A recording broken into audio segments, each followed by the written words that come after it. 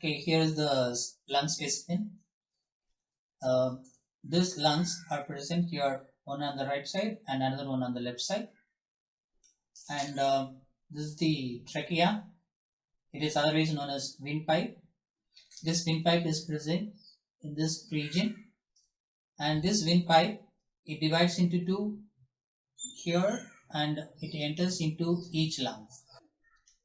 The lungs are covered by special membranes called pleural membranes.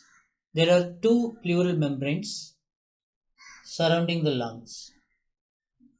This is the pharynx region. Here you can find the windpipe. This is windpipe, and the windpipe is protected by epiglottis.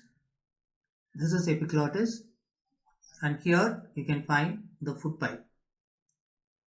This is the foot pipe, esophagus. It starts from pharynx and it ends in stomach. This is the entrance of the trachea. When we eat any food items, this epiglottis will prevent the food item from entering inside this windpipe. It will close. And if you see this trachea, you can find some rings throughout. And these rings are made up of cartilaginous bones. You know, cartilaginous bones are flexible. They are flexible, easily they will not break. And they give support to this trachea. So trachea is well protected by C-shaped cartilaginous bones, and it is incomplete. It is not joined. Here we find a gap. This trachea, when it reaches the lungs, here it divides into two parts, and one part enters inside the right lung, another one enters inside the left lung. If you see the external structure of this lung, you can find the right lung is little bit bigger than the left lung. The reason is here you can find three lobes. This is one lobe, another lobe, and this is the third one. Three lobes could be found on the right side. On the left side, we can find two lobes. This is one lobe and this is another lobe. Let's see the internal structure of this trachea. If you see the internal structure, here we can find a jelly-like substance. If any dust particles enter inside the trachea, it will be pushed backward and it will not be allowed to go inside the lungs. This is the trachea and this is the base of the trachea. The base of the trachea, it divides into two tubes and each one enters inside each lung. And now this one is called bronchus. So totally there are two bronchi here.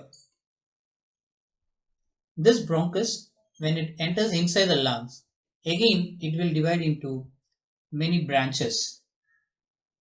Those branches are called bronchioles. So from here the air it comes, and when it reaches this area, it enters inside both the lungs. So this is bronchus, and when the bronchus enters inside the lung, see here, it divides into so many small branches. You can find lot of holes here.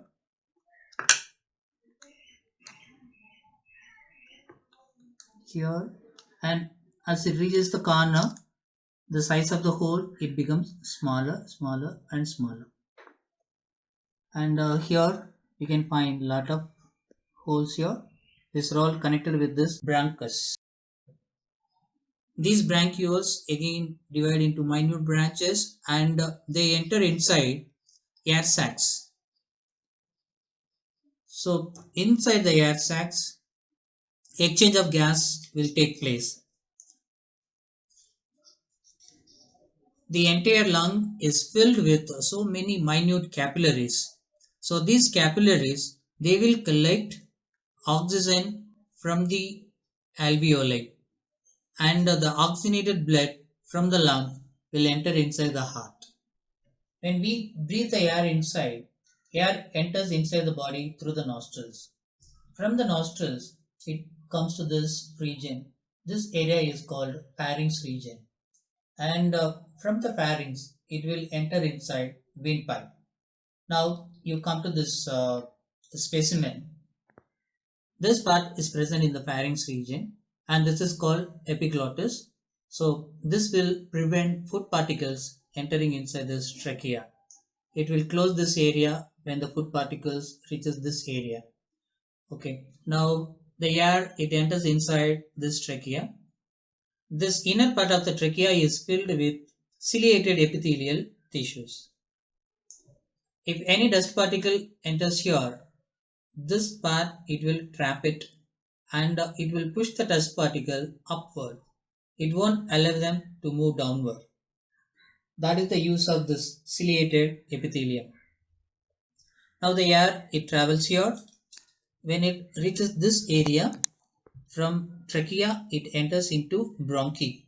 So it enters into each lung. Now this bronchus, when it enters inside the lungs, it divides into so many branches, that is called bronchioles. And this bronchiole, again, they will divide into minute branches, and those branches will enter inside air sacs. They are called alveoli. And there you can see lot of capillaries, minute blood vessels, and gas exchange will take place between capillaries and air sacs.